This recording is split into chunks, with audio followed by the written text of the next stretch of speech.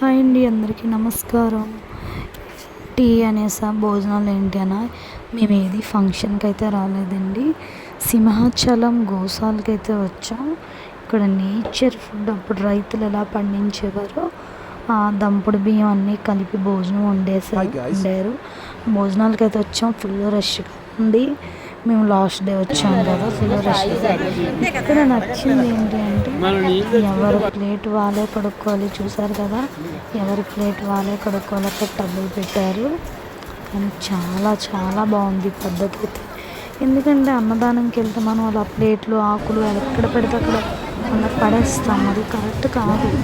ఎందుకంటే మనం ఒక ప్లేట్లో తిన్నామంటే ఆ ప్లేట్ కడిగేసి పక్కన పెట్టాలి. ఇది చూస్తున్నారు కదా, ఆయుర్వేదిక్ మందు మాట. కాళ్ళ నొప్పులు, కీళ్ళ నొప్పులకి అన్నిటికి కూడా చూడండి. అన్ని పప్పులు అన్నీ కూడా పురాణాల్లో అంటే కొన్ని ఒక 30 సంవత్సరాలు 100 సంవత్సరాల కిందట కూడా మనం గంటలని జావలని అవి న్యాచురల్ ఫుడ్ తినేవాళ్ళు. ఇప్పుడు ఏంటంటే అంతా కల్తీ. కల్తీ వచ్చింది కనుకే కదా మనకి కాళ్ళ నొప్పులని, కీళ్ళ నొప్పులని, కిడ్నీలో స్టోన్స్, హార్ట్ ప్రాబ్లం అని. అది మళ్ళీ మనం న్యాచురల్ ఫుడ్ తింటే మాత్రం ఇవేమీ చూడండి. కాళ్ళు న్యాచురల్ అప్పుడు ఎలా అయితే పోగొట్టేవారో కర్రలతో చూడండి. అంటే ఫస్ట్ మ్యారేజ్ ఎలా జరిగిందని మ్యారేజ్ గురించి చెప్తున్నారు అక్కడ.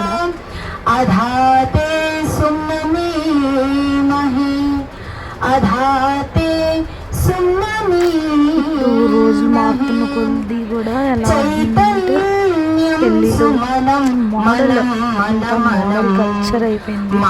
పెళ్ళి షాప్లో ఎలా చేసుకోవాలి. అప్పుడు ఎవరు చేసుకోవట్లేదండి మ్యారేజ్. ఎవరికి నచ్చినట్టు వాళ్ళు చేసుకుంటున్నారు. ఏమి మారలేదంటే ఆ కానీ మిగతాయి కూడా అన్నీ మారుతున్నాయి.